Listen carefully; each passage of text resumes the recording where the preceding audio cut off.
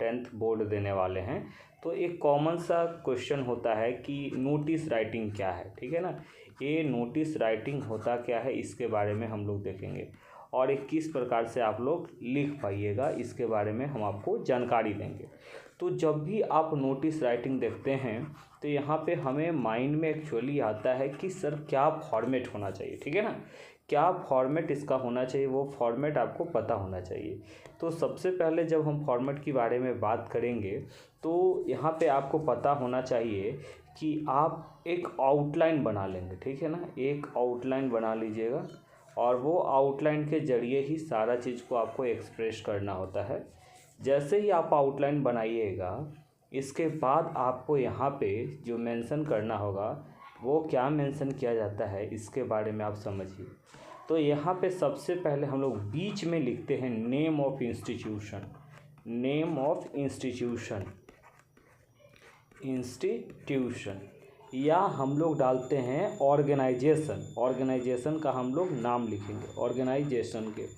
इसके बाद जैसे ही हम लोग ऑर्गेनाइजेशन के नाम लिखते हैं, एक लाइन छोड़ करके, एक लाइन छोड़ करके जैसे ही ऑर्गेनाइजेशन का नाम आप लिखिएगा, यहाँ पे आपको एक लाइन छोड़ना होगा, और एक लाइन जब छोड़ेंगे तो इसी के केस में आपको क्या करना है ना, इसका क्या करना होता है, यहाँ पे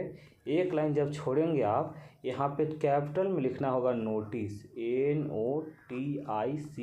ठीक है। और जब इधर नोटिस लिखोगे इधर आपको डालना होगा डेट, ठीक ना, इधर हमारा डलाएगा डेट, और डेट डालोगे तो पहले डे होगा, फिर हमारा मंथ हो जाता है, फिर हमारा ईयर हो जाएगा। इसके बाद आपको यहाँ पे हेडिंग डालना है,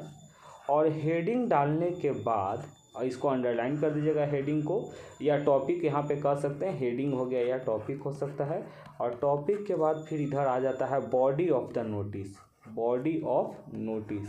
माने किसी भी नोटिस का जो आप बॉडी मेंशन करोगे ये हमारा इसी में आ जाएगा, बॉडी ऑफ नोटिस, ठीक है। और जैसे ही इसको फिर लिख लोगे, इसके बाद फिर यहाँ पे क्या किया जाता है, इस बाउंड्री को आप कंप्लीट कीजिएगा। देखिए यहाँ जो वर्ड लिमिट होगा वो 50 से 60 वर्ड होगा, इससे ज़्यादा नहीं, तो वो हमें वर्ड लिमिट को भी ध्यान रखना है, ठीक ना। तो वर्ड लिमिट के आधार पे ही हम लोग को काम करना है, ऐसा नहीं कि वर्ड लिमिट हम भूल आ जाएंगे, नहीं, वर्ड लिमिट आप लोग याद बना करके रखेंगे, उसके अनुसार ही हम लोग काम करेंगे, ठीक है। इसके बाद हम लोग को क्या करना होगा, जस्ट यहाँ पे फिर हम लोग क्या करते हैं, यहाँ पे हम लोग अपना नेम मेंशन करेंगे, ठीक है ना। यहाँ पे हम लोग क्या मेंशन करते हैं, अपना नाम, और नाम यहाँ पे डालाता है, नेम डाला गया है, और नेम डालने के साथ साथ हम लोग अपना डेस्टिनेशन भी डालते हैं कि हमारा क्या है, पद, डेस्टिनेशन का मतलब होता है पद। तो यहाँ पे नेम डाल दीजिएगा, सिग्नेचर होता है ना, सिग्नेचर किया जाता है, सिग्नेचर भी हम लोग करते हैं यहाँ पे। इसके बाद डेसिग्नेशन दे दिया जाता है, ठीक है।